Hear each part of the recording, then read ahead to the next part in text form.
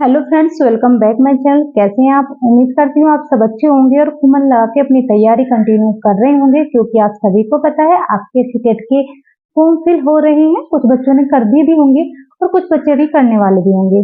तो देखिए, यदि आपका भी सीटेट का एग्जाम है तो ये वीडियो आपके लिए बहुत इंपॉर्टेंट है, क्योंकि इस वीडियो में मैं आपको बताऊंगी किस तरीके से मैंने पढ़ाई कर 4 बार सीटेट पास किया। आप भी कर सकते हैं, कोई बड़ी बात नहीं है। मैंने कोई तीर नहीं मारे हैं, आप भी बहुत आसानी से सीटेट पास कर सकते हैं, बशर्ते आपको ये नहीं पता होता कि हमें पढ़ना क्या है और फिर क्वालिफाई नहीं हो पाता और बार बार वो क्वालिफाई नहीं कर पाते, यानी कि बार बार सीटेट में वो फेल होते रहते हैं और उनका सीटेट क्वालिफाई नहीं होता। कुछ बच्चे तो बहुत ज्यादा परेशान हो जाते हैं। मुझे मैसेज आए थे कि दीदी मैं 4 बार सीटेट का एग्जाम दे चुकी हूँ, मेरा भी क्वालिफाई नहीं हुआ है, मैं बहुत परेशान हूँ। तो देखिए, आज मैं इसमें आपके साथ बिल्कुल सच में मैंने क्या पढ़ा था वो शेयर करूंगी और मुझे पूरा विश्वास है यदि आप इस तरीके से पढ़ेंगे तो आपका सीटेट बहुत अच्छे नंबर से और बस कम मेहनत में आप क्वालिफाई कर पाएंगे, क्योंकि मैं आपको सिर्फ वही चीजें बताऊंगी जो आपके काम की हैं। और यदि आप इस चैनल पर पहली बार आए तो चैनल को जरूर सब्सक्राइब करें, वीडियो को लाइक करें, कमेंट करें। देखिए, पहले जो आपका सीटेट का पेपर होने वाला था वो 1 दिसंबर को होने वाला था और आपको पता लग गया होगा अब तक कि अब जो आपकी एग्जाम डेट चेंज हो गई है, क्योंकि अब आपकी एग्जाम डेट होगी 15 दिसंबर। ठीक है, तो एग्जाम आपका 15 दिसंबर का है। और सीटेट का क्या है, 2 पेपर होते हैं, एक फर्स्ट पेपर होता है, एक सेकंड पेपर होता है। जो बीएड वाले बच्चे होते हैं वो सेकंड के लिए एलिजिबल होती है, और जो डीएलएड बीटीसी वगैरह यानी कि हर स्टेट का अलग अलग जो डिप्लोमा होता है प्राइमरी लेवल के लिए, वो फर्स्ट पेपर के लिए एलिजिबल होते हैं। फर्स्ट पेपर में 5 सब्जेक्ट होते हैं और सेकंड पेपर में 4 सब्जेक्ट होते हैं। ठीक है, और अब इसका जो सिलेबस है वो मैं आपको बताऊंगी कि यदि आप सेकंड पेपर की तैयारी कर रहे हैं। ठीक है, आज मैं आपके साथ सेकंड पेपर की स्टडी शेयर करूंगी कि इस तरीके से मैंने सेकंड पेपर को 4 बार पास किया है, आप भी कर सकते हैं। ठीक है, देखिए, अक्सर बच्चे पूछते हैं कि 4 बार सीटेट को पास आपने क्यों किया है। तो आपको बता, 2000 शिक्षक भर्ती हुई थी तो उसमें क्या था, हमारे सीटेट का 10% जुड़ा था, यानी कि अभी आपका सीटेट हो या फिर टेट हो, उसका आपका 10% जुड़ा था। यदि आपके मार्क्स ज्यादा होंगे सीटेट में तो उसका 10% जुड़ेगा तो आपके नंबर बढ़ेंगे। तो यही सोच के मैंने उससे बाद में फिर 4 बार सीटेट पास करा, ताकि मेरे नंबर 130 प्लस हो जाए कि नेक्स्ट वैकेंसी आने में मुझे प्रॉब्लम ना हो। ठीक है, इसीलिए 4 बार सीटेट दिया है, बार बार सीटेट देने का कोई और उद्देश्य नहीं था। ठीक है, अब बात कर लेते हैं कि क्या मैंने सेल्फ स्टडी की या फिर कोचिंग किया। तो आपको बता दो, देखो, कोचिंग मैंने नहीं की है, सेल्फ स्टडी की थी, क्योंकि कोचिंग जाने के लिए मेरे 4 घंटे वेस्ट हो रहे थे। 2 घंटे आने के और 2 घंटे जाने के, क्योंकि गांव से बिलोंग करती हूँ, गांव में रहती हूँ और गांव से शहर में जाने के लिए 2 घंटे का समय लगता था, तो 4 घंटे मेरे वेस्ट हो रहे थे, इसीलिए मैंने कोचिंग नहीं की। मैंने सोचा क्यों ना अगर मैं इन 4 घंटे में घर पे रहकर पढ़ाई करूं, तो 4 घंटे की पढ़ाई बहुत हो जाती है अगर हम उसे अच्छे से पढ़ लेते हैं। ठीक है, मैं आपको बताऊंगी कि सेकंड पेपर के लिए सबसे पहले क्या करना है आपको। आपके जो सीडीपी होती है, सबसे ज्यादा अगर किसी चीज सब्जेक्ट का वेटेज होता है तो सीडीपी का होता है। ठीक है, तो आपको अपनी सीडीपी बहुत अच्छे से करनी है ना, उसको बहुत अच्छे से पढ़ना है, रटना नहीं है। आप क्या कर सकते हैं, जैसे आप प्रीवियस ईयर क्वेश्चन पेपर जब करेंगे एक बार सोल्व करके देखना, आप जितने भी प्रीवियस ईयर क्वेश्चन पेपर हैं, ज्यादा भी नहीं तो आप लास्ट 5 साल तक के जो सीडीपी के प्रीवियस ईयर क्वेश्चन है वो आप सोल्व करिएगा और देखने हैं उसमें किस तरीके से क्वेश्चन सीडीपी के पूछे गए हैं। उसके बाद आप अपनी सीडीपी पढ़ना शुरू करेंगे। ये कुछ बच्चे तो ऐसे होंगे ना, फर्स्ट टाइम सीटेट का पेपर दे रहे होंगे, और कुछ बच्चे ऐसे भी होंगे पहले सीटेट का पेपर दे चुके हैं या उनका सेकंड बार होगा, किसी का थर्ड बार भी होगा। ठीक है, तो उन्हें पता होगा कि किस तरीके का पेपर आता है। हाँ, जैसे कि जो भी उसमें टॉपिक दिए हुए हैं। अब सीडीपी का क्या है, आपको पूरी सीडीपी नहीं पढ़नी, सिर्फ वो ही पढ़नी है जो इसके सिलेबस में दी हुई है। आप सिलेबस चेक कीजिए, प्रीवियस ईयर क्वेश्चन चेक कीजिए, उसके बाद पढ़ना शुरू कीजिए। ऐसा नहीं करेंगे कि डायरेक्ट आप बुक खरीद लेंगे और उसके बाद पढ़ना शुरू करेंगे। देखिए, सीडीपी के लिए आप किसी भी प्रकाशन की बुक ले सकते हैं, सब में सेम ही मैटर होता है। फर्क इतना होता है किसी में बढ़ा चढ़ा के चीजें लिख दी जाती हैं और किसी की लैंग्वेज थोड़ी हार्ड होती है, किसी बुक की लैंग्वेज इजी होती है।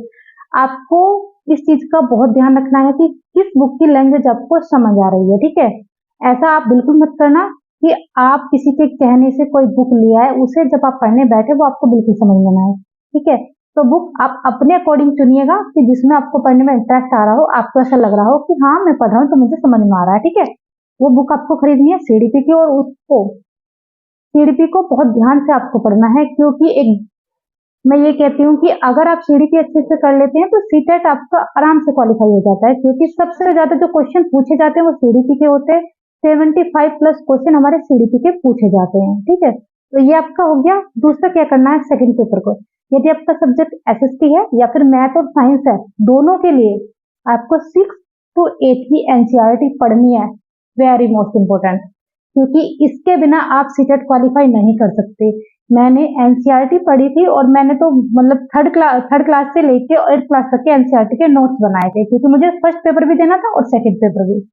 दोनों के लिए ही एनसीईआरटी बहुत इंपॉर्टेंट है। दोनों के लिए ही एनसीईआरटी मोस्ट इंपॉर्टेंट है, क्योंकि उसके बिना आप सीटेट क्वालिफाई नहीं कर सकते। हाँ, जब आप एनसीईआरटी पढ़ लेंगे ना, जैसे कि आप 6 to 8 की एसएसटी की एनसीईआरटी की आपने एसएसटी से फॉर्म फिल किया है और आप एसएसटी की तैयारी कर रहे हो, देखिए काफी अच्छा लेवल उसमें पूछा जाता है एसएसटी का। तो आप 6 to 8 तक की एनसीईआरटी की बुक पढ़ेंगे, जिसकी ज्योग्राफी की पढ़ लीजिएगा आप, है ना, उसमें इको की पढ़ लेंगे और पॉलिटी की पढ़ लेंगे। जो आपके एसएसटी के सब्जेक्ट होते हैं, वो जो आपकी एनसीईआरटी बुक लगी होती है 6 to 8 क्लास के लिए, वो आप अच्छे से कवर कर लीजिए। उनका एक एक पॉइंट में आपका एक एक क्वेश्चन छुपा होता है। जब आप प्रीवियस ईयर क्वेश्चन करेंगे ना, तो आपको पता लग जाएगा कौन सा क्वेश्चन कहाँ से पूछा गया। सारे क्वेश्चन एनसीईआरटी बुक से ही होते हैं। ठीक है, क्योंकि अगर हम अदर बुक ले आते हैं, अगर उनमें एनसीईआरटी का समावेश नहीं होता, तो हम पढ़ते तो बहुत हैं लेकिन उससे लगता कुछ। सारे क्वेश्चन जो लगते हैं वो एनसीईआरटी से ही लगते हैं। ठीक है, जब आप एनसीईआरटी बुक प्लस जो आपकी सीडीपी है उसे दोनों को अच्छे से कवर कर लेंगे, तो आप 90+ तो नंबर ऐसे ही ले आएंगे। जबकि मैंने अभी आपका लैंग्वेज वाला सेक्शन छोड़ दिया है। ठीक है, लैंग्वेज वाला सेक्शन छोड़ दिया है। 60 नंबर की आपकी लैंग्वेज आती है। कितने नंबर की आती है? 60 नंबर की। 30 नंबर की आपकी फर्स्ट लैंग्वेज होती है और 30 नंबर की आपकी सेकंड लैंग्वेज होती है।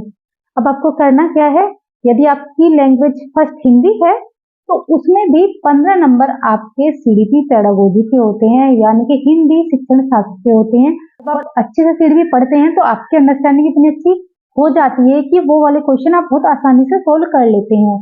ठीक है, ऐसी अगर आपकी सेकंड लैंग्वेज इंग्लिश है तो इंग्लिश में भी टीचिंग मेथड जो आपका पूछा जाता है और वो सब सीडीपी से ही जुड़े हुए होते हैं। तो सीडीपी को आपको बहुत ज्यादा पढ़ना है, बहुत अच्छे से समझना है। उसके बाद आप अपने प्रीवियस ईयर क्वेश्चन सोल्व करते रहना है। आप ऐसे करेंगे, देखिए आपने एक काम कर लेना, जैसे कि आज आप 30 क्वेश्चन एक पेपर के पढ़ेंगे सीडीपी के, और आप देखना कहाँ कहाँ से जो भी आपके पास सीडीपी की बुक होगी, जैसे कि एक क्वेश्चन आपका दिया हुआ है प्रीवियस ईयर की बात कर रही हूँ मैं, उसमें आपको 4 ऑप्शन मिलेंगे, यानी कि 4 उसमें मनोवैज्ञानिक आपको दिए हैं, जैसे थॉर्नडाइक आपको दिया हुआ है, ठीक है, जीन पियाजे दिया हुआ है, कोलबर्ग दिया हुआ है, या फिर कोई और मनोवैज्ञानिक दिया हुआ है जैसे वाइगोट्स्की दिया हुआ है। ठीक है, तो आपको उन चारों के बारे में पढ़ना है। ऐसा नहीं है कि सिर्फ जो आपका आंसर है उसके बारे में आप पढ़ेंगे, नहीं, आपको चारों के बारे में पढ़ना है। आपको लिखना है जैसे कि जीन पियाजे, ठीक है, उसके बाद आप लिखेंगे कि किस कौन से मनोवैज्ञानिक हैं, इन्होंने कौन सा सिद्धांत दिया है, इनके सिद्धांत की कितनी अवस्थाएं हैं, जो भी जीन पियाजे से रिलेटेड सीडीपी में आपके में है वो सारी चीज आप एक पेज पे लिख लेंगे। सेकंड के लिए भी ऐसे करेंगे, ऐसे आप वाइगोट्स्की के बारे में पढ़ेंगे, वैसे ही आप कोलबर्ग के बारे में पढ़ेंगे। जब आप इस तरीके से पढ़ेंगे ना, तो आपका जो जो आपने पढ़ा है उनके बारे में जब आप लिख के पढ़ेंगे वो चीजें हमारे माइंड में सेट हो जाती हैं। क्योंकि ऐसा मैं खुद पढ़ती हूँ, मैं जैसे मान लें इंग्लिश लिटरेचर में पढ़ रही हूँ तो उसके मैं 10 क्वेश्चन लेती हूँ और 10 क्वेश्चन में सिर्फ ऐसे पढ़ती हूँ जो प्रीवियस 10 क्वेश्चन है, जैसे कि वहां पे एक राइटर दिया हुआ है तो उसके जैसे नीचे 4 राइटर दिए हैं, यानी कि किसी की बुक का नाम मेरे से पूछा गया है और नीचे 4 राइटर दिए हैं कि ये बुक किसकी है, तो मैं उन चारों राइटर के बारे में पढ़ूंगी कि ये राइटर किस पीरियड से बिलोंग करते हैं, इनकी कौन सी बुक है और इन्होंने क्या अपना योगदान दिया है लिटरेचर में। ऐसे ही आपको पढ़ना है। ठीक है, जब आप इस तरीके से पढ़ेंगे, क्योंकि फिर हमारा रिवीजन भी होता रहता है कि हो सकता है 5वें 6ठे क्वेश्चन में फिर दोबारा से आपको उसी राइटर के बारे में पढ़ना पड़ जाए। ठीक है, तो इस तरीके से आप पढ़ेंगे। जब आप इस तरीके से पढ़ेंगे तो सारी चीजें आपके माइंड में सेट होती चली जाएंगी, ये सब मुजमानी आपको याद हो जाएंगी, आपको ऑप्शन की भी जरूरत नहीं पड़ेगी। ठीक है, उसके बाद ऐसी आप जब एसएसटी पढ़ेंगे या फिर साइंस आप पढ़ रहे हैं तो तब भी आपको यही करना है, जो भी हमारे 4 ऑप्शन दिए हुए होते हैं प्रीवियस ईयर क्वेश्चन के बारे में, क्योंकि वहीं से ही क्वेश्चन लगता है। क्योंकि हो सकता है इस बार इस राइटर से पूछा हो, अगली बार जो है दूसरा राइटर आपको दे देंगे, या फिर इस बार ये वाली चीज पूछी हो, अगली बार उसी के आसपास की कोई चीज आपसे पूछ ली जाएगी। तो आपको उन जो 4 ऑप्शन है उसके बारे में भी नॉलेज होनी चाहिए। ठीक है, और ये तभी होगी तब आपको ऐसे पढ़ने की हैबिट बन जाएगी। तो चाहे आपका साइंस हो, चाहे आपकी एसएसटी हो, आपको इसी तरीके से पढ़ना है। आप यकीन मानिए, अभी तो आपके पेपर में काफी टाइम है, जब आप अब से ही पढ़ना शुरू कर देंगे इस तरीके से तो आपका सीटेट आसानी से क्वालिफाई हो जाएगा। एनसीईआरटी पढ़नी है, सीडीपी पे बहुत ज्यादा ध्यान देना है, और इंग्लिश और हिंदी और संस्कृत, ज्यादातर यही तीनों लैंग्वेज बच्चे लेते हैं। ठीक है, तो आपको इनकी बेसिक नॉलेज होनी चाहिए, जो भी आपके सिलेबस में दिए हैं आप मोटी मोटी जानकारी इनके बारे में रखेंगे तो आपका हो जाएगा। आपको ज्यादा परेशान होने की जरूरत नहीं है, लेकिन हाँ, एक बात का आपको ध्यान रखना है, आप कंटिन्यूटी मेंटेन करके पढ़ाई करेंगे। ऐसा नहीं है 4 दिन आप पढ़ लेंगे, 4 दिन आप रेस्ट लेंगे। डेली आपको पढ़ना है। आप डेली के टारगेट बनाइए। स्टार्टिंग में आप छोटे छोटे टारगेट बनाइए। आप स्टार्टिंग में देखिए, मैं भी सिर्फ 10 क्वेश्चन ही कर पाती हूँ। ठीक है, अब ऐसा नहीं है कि मैं 50 क्वेश्चन का टारगेट बना लूंगी कि आज मैं 50 क्वेश्चन इस तरीके से पढ़ूंगी, है ना।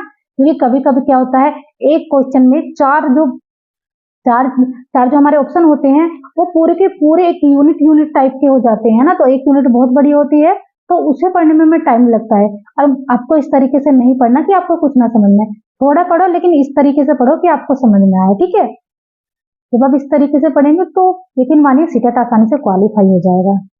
बस मैंने 2 ही 3 चीज करी थी। एक तो मैंने प्रीवियस ईयर क्वेश्चन इस तरीके से पढ़े थे जिस तरीके से मैं आपको बताया।